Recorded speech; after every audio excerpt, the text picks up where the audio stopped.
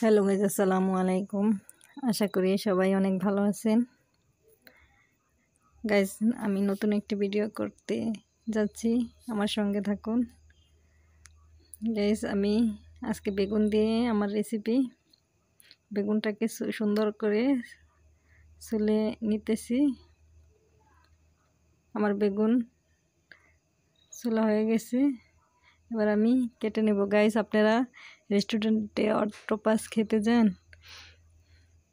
আজ আমি বাসায় অক্টোপাস বানাচ্ছি, দেখতে থাকুন।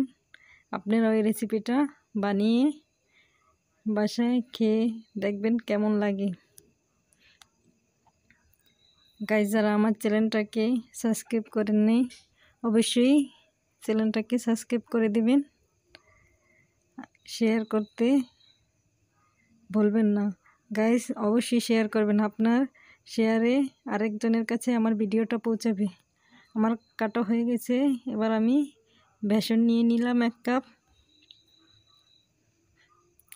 একটু পানি দিয়ে বেসনটাকে সুন্দরভাবে গুলিয়ে নিব।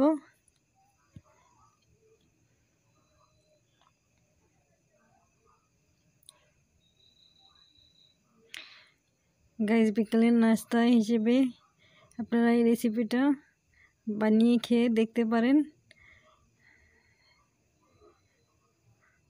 তত খরচ নাই, অল্প খরচেই আপনি এই রেসিপিটা বানিয়ে খেতে পারেন।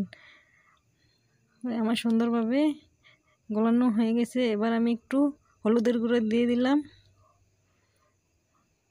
আর একটু মরিচের গুঁড়ো, একটু জিরা দিয়ে সুন্দর করে মিক্স করে নিলাম। সুন্দরভাবে আমার মিক্সটা হয়ে গেছে, এবার আমি একটা ডিম ফেটে নিলাম। ডিমটার ভিতরে একটু লবণ দিয়ে সুন্দরভাবে ফেটে নেব।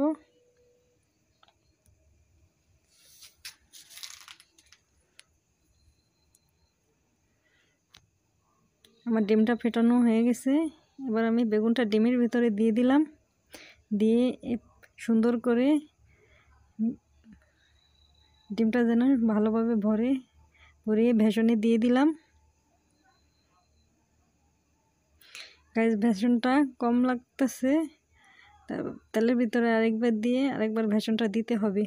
কিন্তু এবার আমি চুলায় প্যান বসিয়ে দিয়ে দিলাম আমার রেসিপিটা।